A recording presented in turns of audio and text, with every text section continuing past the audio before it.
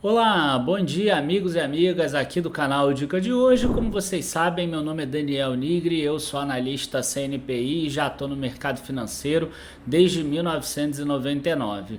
E sábado é dia que a gente faz vídeos sobre macroeconomia e nesses vídeos de hoje a gente sempre tenta trazer um pouquinho mais da macroeconomia associada ao mercado financeiro. Por quê? Porque a gente quer tentar fazer dinheiro e crescer nosso patrimônio, seja com ativos de renda variável, de renda fixa no exterior ou outras coisas mais dentro da nossa área de membros. Então, hoje a gente vai falar sobre reunião do Federal Reserve, que acabou aumentando a taxa de juros nos Estados Unidos em 0,25%. Vamos falar sobre a reunião do Copom e o comunicado que acabou mantendo a taxa Selic em 13,75%. E depois eu vou falar um pouquinho da minha tese, que eu falei já ano passado, em dezembro de 2022, mas eu vou reafirmar essa tese com os dados que têm aparecido aqui. Então, curtam o vídeo, se inscrevam no canal, comentem ali embaixo, porque é muito importante essa interação que a gente tem, e logo depois da vinheta a gente já começa.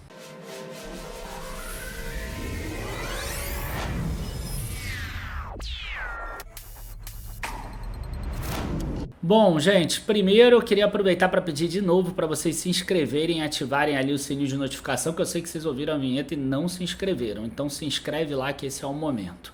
Bom, vamos lá, a questão é a seguinte, essa foi uma semana muito conturbada e eu não estou falando da parte política, que até foi também porque teve reeleição na Câmara e no Senado, mas deixa essa parte de lado porque a gente prefere não tratar. Vamos falar sobre as reuniões do Federal Reserve e do Copom. Federal Reserve acabou aumentando a taxa de juros de 4,5% para 4,75%. Essa foi uma decisão que já era esperada pelo mercado, mas acabou sendo bastante positiva. Por quê? Porque o mercado começa a entender que o Federal Reserve considera que a inflação já está naquele processo de desinflação, ou seja, a inflação já está reduzindo e já está convergindo para a meta. É claro que lá nos Estados Unidos, até chegar na meta de 2%, vai demorar e deve acontecer só em 2024, mas os juros não devem subir mais tanto, talvez vai chegar a 5,25%, alguns dizem 5,50%, mas aquelas previsões de 6%, 7% que faziam a bolsa cair para 2.800 pontos, 3.200, o S&P 500 parece que vão sendo deixadas de lado, a economia americana mostrando já sinais de recuperação, o que, claro, acaba ajudando o Brasil, acaba ajudando várias empresas exportadoras daqui. Os Estados Unidos, vale sempre a pena lembrar que ele é o segundo maior parceiro comercial do Brasil, só ficando atrás da China e ficando à frente da Argentina, que é o terceiro maior parceiro comercial do Brasil.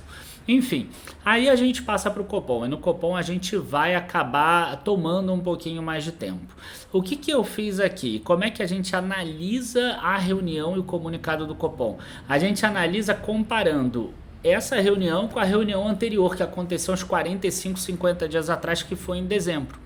Então a gente tem aqui, ó, eu já peguei aqui pra gente a reunião agora do dia 1º de fevereiro e também já peguei aqui pra gente a reunião de 7 de dezembro, em 50 dias atrás.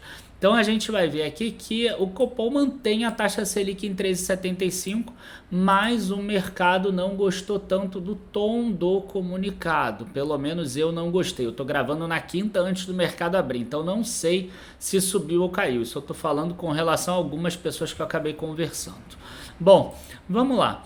Uma coisa que a gente precisa perceber é aonde houve mudanças, né? Então, quando você vai olhando aqui, ó, o ambiente externo segue marcado pela perspectiva de crescimento global abaixo do potencial no próximo ano, alta volatilidade nos ativos financeiros e um ambiente inflacionário pressionado, embora com sinais mais positivos na margem. Se a gente olhar essa mesma frase, ele é igualzinha do ano passado, em dezembro. A única coisa que melhora aqui nessa frase, por exemplo, é esse aqui, embora com sinais mais positivos na margem.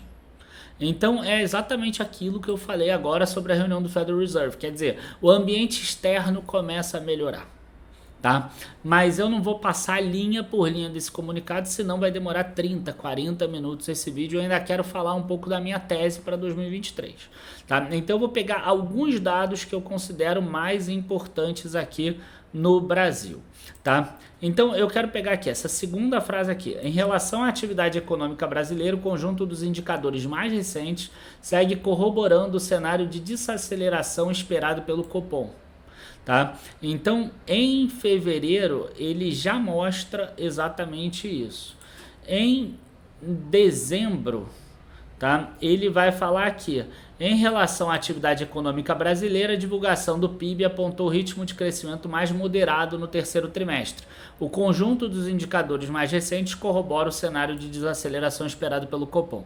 Então, quer dizer, o Copom entende que está tendo a desaceleração da inflação com essa taxa de juros, o que é importante e também é legal a gente pensar isso para a gente não ficar achando que é tudo ruim, né? Então nesse comunicado tem coisas ruins, mas tem coisas boas também, tipo o ambiente externo melhorando, a atual taxa de juros está convergindo para a margem, só que precisa convergir para a margem dentro de um horizonte bom, não adianta convergir para a margem em 2035, ou em 2032, tem que convergir para a margem no prazo que eles colocam, e o prazo que eles colocam está em outra passagem aqui, que são os 6 trimestres.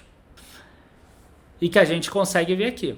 O comitê optou novamente por dar ênfase ao horizonte de 6 trimestres à frente, referente ao terceiro trimestre de 2024, cuja projeção de inflação acumulada em 12 meses situa-se em 3,6%. Em dezembro, era o seguinte que eles falavam, né? O comitê optou novamente por dar ênfase ao horizonte de 6 trimestres à frente, que reflete o horizonte relevante, suaviza os efeitos diretos decorrentes das mudanças tributárias, mas incorpora os seus efeitos secundários. Nesse horizonte, o segundo trimestre de 2024 tinha uma projeção de inflação acumulada em 12 meses situada em 3,3%. Então, aqui é uma parte que é importante. Por quê? Porque a inflação para 2024, a meta é 3%, podendo ir até 4,5% ou abaixo em 1,5%. Você vê que o horizonte de 6 trimestres, em dezembro era 3,3%, agora é 3,6%, né? E outras coisas que são importantes também, ó. A projeção de inflação do Copom em seu cenário de referência situa-se em 5,6% para 2023 e 3,4% para 2024. Em dezembro de 2022, a perspectiva de inflação projetada pelo Copom, não é pelo Boletim Focus, era de 5% para 2023 e 3% para 2024. Então, quer dizer, 2023 sai de 5 e vai para 5,6, se distanciando muito da meta. E a outra de 2024 sai da meta de 3% e vai para 3,4%.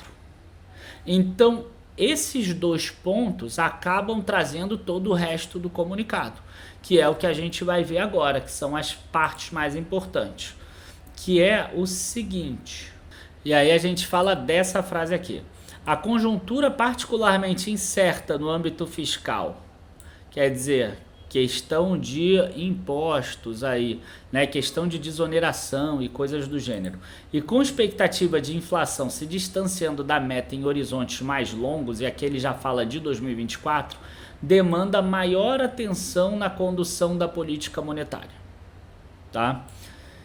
O comitê avalia que tal conjuntura eleva o custo da desinflação, ou seja, precisa manter a taxa de juros alta por mais tempo para atingir as metas estabelecidas pelo Conselho Monetário Nacional. Nesse cenário, o Copom reafirma que conduzirá a política monetária necessária para o cumprimento das metas. Em dezembro, olha como é que era o texto. Ele não tinha esse texto, né? Você vê aqui, ó, que hoje ele tem 1 parágrafo, 2 parágrafos, 3 parágrafos, 4 parágrafos, depois da parte das projeções.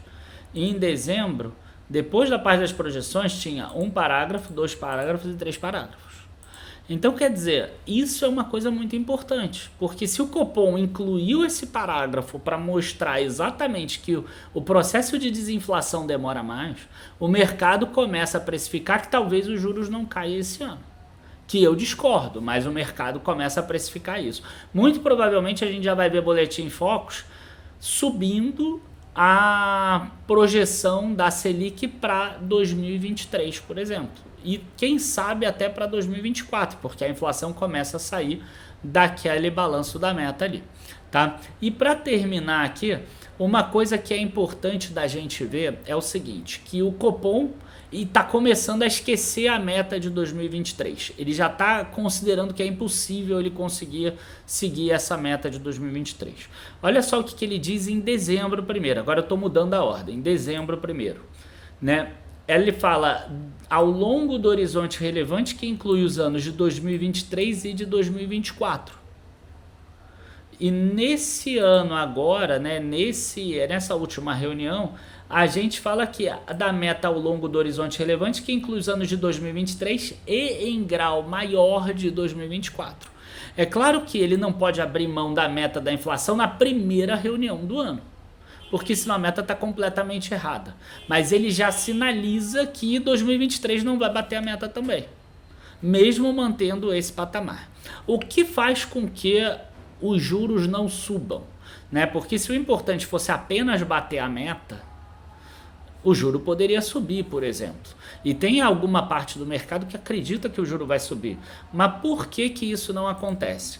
Porque sem prejuízo de seu objetivo fundamental de assegurar a estabilidade de preços, ou seja, não deixar a inflação subir muito, essa decisão também implica suavização das flutuações do nível de atividade econômica e fomento do pleno emprego. Então, quer dizer, se não tivesse impacto, né, e se isso não fosse importante, o emprego, se não fosse importante a indústria, né, ela não acabar, sei lá, perdendo muito, né, ela ficar com muita capacidade ociosa, ou ela perder muito pedido, ou qualquer coisa do gênero, se isso não fosse importante, certamente a taxa de juros, se o único problema fosse convergir a meta da inflação, essa taxa seria maior. É isso que ele coloca, mas existe também a questão do pleno emprego e a questão da indústria não ficar estrangulada também.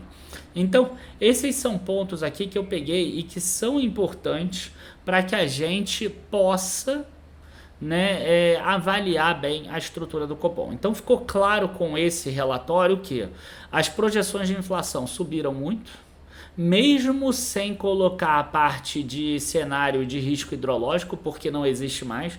Essa parte, inclusive, eles tiraram. O ambiente externo melhorou, o que é bom para o Brasil, porque o Brasil ele tem grande parte do PIB dele vindo de exportação e grande parte da arrecadação federal, que ajuda no resultado fiscal vindo de exportações. Mas, por outro lado, mostra que a taxa de juros vai permanecer alta por mais tempo, tá?